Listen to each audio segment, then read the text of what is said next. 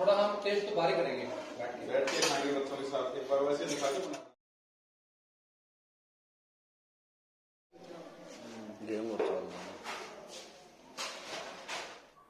देखिए ये government high school Makhand, आज यहाँ पर हमारा हरा भरा उचाना कार्यक्रम के उपलक्ष्य में गांव में आना हुआ था।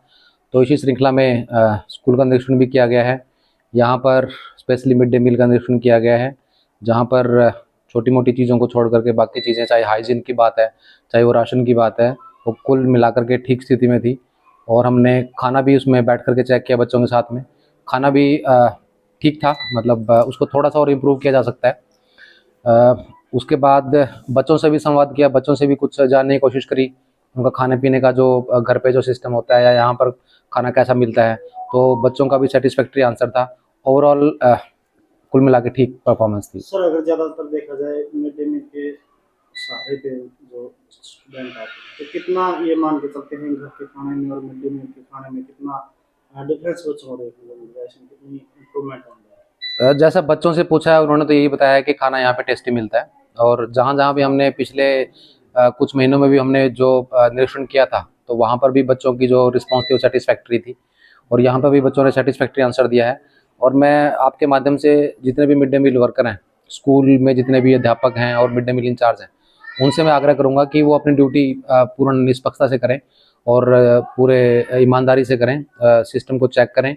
जितने मिड डे मील वर्कर हैं वो ठीक तरीके से खाना पका रहे हैं अपना घर समझ के, तो मैं मानता हूँ कि किसी चेकिंग की ज़रूरत नहीं पड़ेगी और किसी निरीक्षण की ज़रूरत नहीं पड़ेगी, तो खाना ऑटोमेटिक अच्छा बनेगा।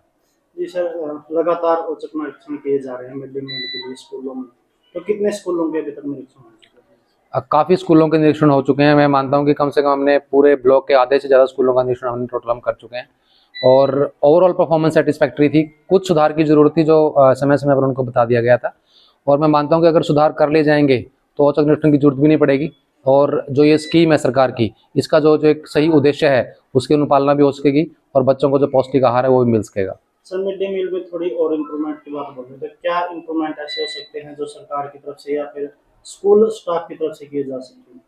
जैसा बच्चों के फीडबैक से पता लगता है कि थोड़ा सा न्यूट्रिशंस को लेकर के थोड़ा सा इसमें संज्ञान लेना चाहिए। बच्चों को प्रोटीन्स प्रॉपर मिल रहा है कि नहीं मिल रहा है। अगर इसमें दूध की व्यवस्था अगर हो सकती है, तो मैं मानता हूँ कि जो पॉलिसी मेकर्स हैं उनको इस चीज़ पे ध्यान देना चाहिए। और अगर इस डाइट के अंदर दूध को ऐड ऑन कर देते हैं, तो बच्चों के अंदर जो एनीमिया की जो समस्या आ रही है और जो बाकी जो चीज़ें आ रही हैं, लो विजन की जो समस्या आ रही है, मैं मानता हूँ कि उस पर कुछ हद तक काबू पाया जा सकता है। तो अगर थोड़ा सा डाइट के अंदर कुछ प्रोटीन्स ऐड कर दिए जाएँ, तो समस्या का समाधान हो सकता है।